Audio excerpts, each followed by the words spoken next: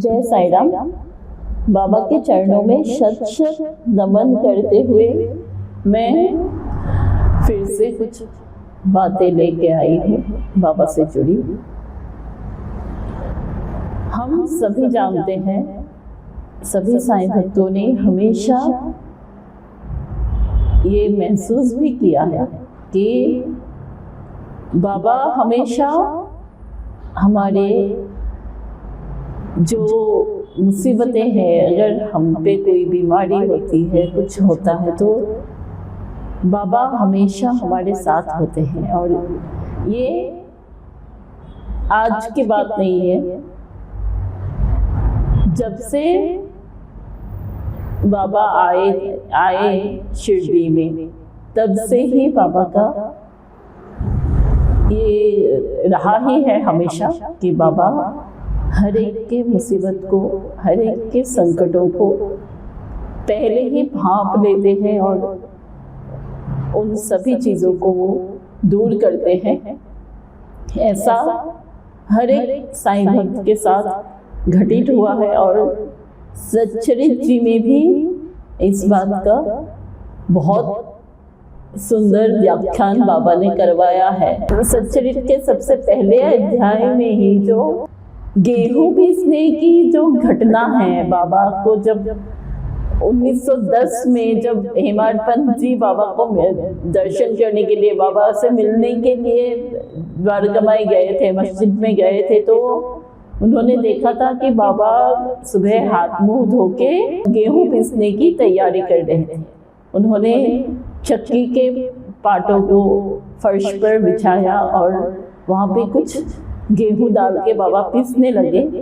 तभी कुछ बाबा के भक्त, कुछ स्त्रियां, 4 स्त्रियां वहाँ से, निडर स्त्रियां, जो भीड़ उमड़ पड़ी थी, ये बाबा की चक्की पीसने की खबर जब शिरडी में, गांव में पूरी फैल गई कि बाबा चक्की पीस रहे हैं, तब कुछ स्त्रियां, निडर स्त्रियां वहाँ पे आगे बढ़ी और उन्होंने बाबा से चक्की का जो खूंटा है वो छीन लिया और उन लोगों ने बाबा के लीलाओं का गायन करते हुए, बाबा का नाम गाते हुए, बाबा के भजन करते हुए उन्होंने गेहूं पीसना शुरू किया। और वो लोग पीस रही थी, लेकिन वहाँ पे बैठे सभी भक्तों के मन में ये विचार, साथ ही हेमाड पंत जी, जो गोविंद रघुनाथ दामोदकर जी है, उनके मन में भी ये चीज बार बार उमड़ रही थी कि बाबा को आखिर गेहूं पीसने की जरूरत ही क्या पड़ी,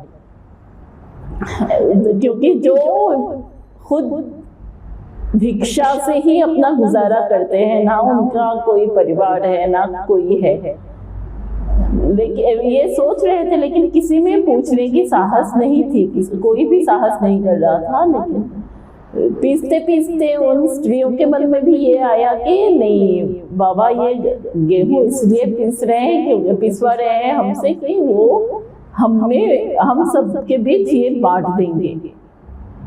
इतने में ही उन लोगों की जो गेहूं पीसने का काम था वो खत्म हो गया। तो उन लोगों ने गेहूं को 4 भागों में, बराबर भागों में वो ले लिया, अपने हिस्सा, अपना हिस्सा बना के वो 4 भागों में बांट के वो ले लिया। और तब बाबा जो शांत बैठे थे, बाबा तो पहले तो देना ही नहीं चाहते थे उन लोगों को गेहूं पीसने के लिए, लेकिन उनका प्रेम देख के बाबा ने दिया और बाबा तब शांत बैठे हुए थे। लेकिन जब उन्होंने 4 भागों में बांट लिया उस गेहूं को, उस आटे को, तो बाबा को बहुत गुस्सा आया, बाबा क्रोधित हुए और बाबा ने उन स्त्रियों को कहा कि तुम लोग ऐसा क्यों कर रहे हो, किसका माल तुम ऐसे हड़प के लेके जा रहे हैं।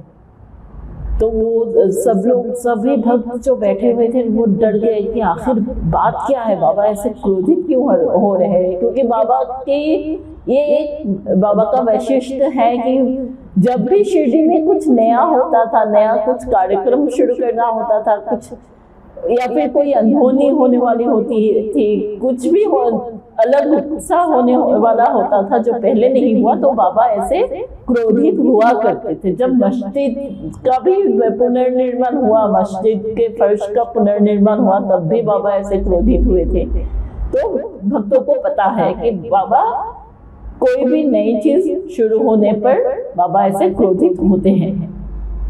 लेकिन वो लोग बहुत डर गए और तब सब लोग सोचने लगे कि आखिर बात क्या है। तो बाबा ने कहा कि ये आटा, इस आटे को ले जाकर शिरडी के सीमा पर बिखेर दो,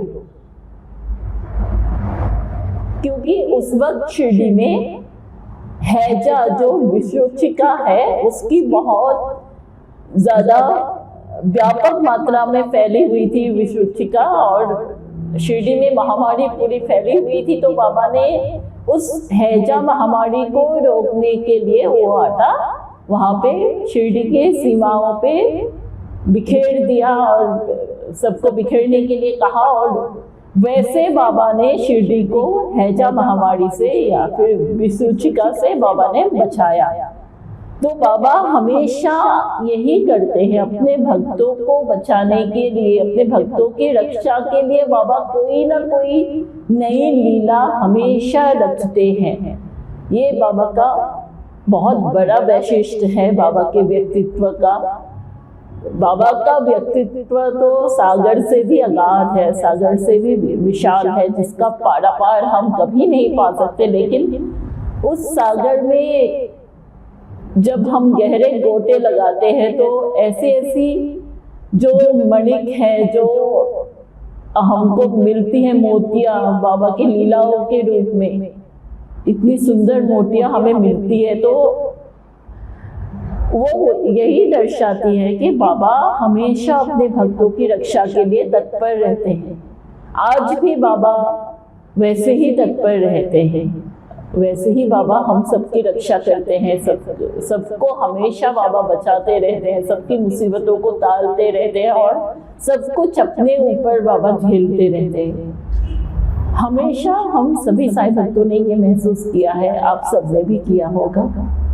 इसीलिए मैं कहती हूँ कि सच्चे हृदय से अगर हम साईं की भक्ति करें तो साईं हमारी रक्षा अवश्य करेंगे। जिस तरह से बाबा की आरती में भी कहा गया है कि रक्षसी संकट बारनी, बाबा हमेशा संकट वारते हैं, सबका संकट बाबा उठाते हैं, सबका संकट बाबा टालते हैं। दिन रात बाबा हमारे संकटों को टालते रहते हैं। इसलिए सच्चे हृदय से साईं की भक्ति करिए, साईं की पूजा करिए, साईं की लीलाओं का गुणगान करिए, बाबा का सच्चरित्र पढ़ा करिए, बाबा के नाम का कीर्तन करिए और बाबा का नाम जाप कभी मत छोड़िए। और हमेशा कोशिश करिए कि जितना हो सके हर चीज में बाबा की उपस्थिति महसूस करें, हर चीज में बाबा को साक्षी मानकर बाबा के चरणों में सब कुछ अर्पण करते हुए आगे बढ़े।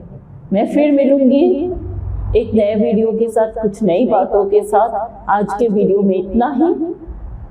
तब तक सब लोग बाबा का नाम जाप करते रहिए।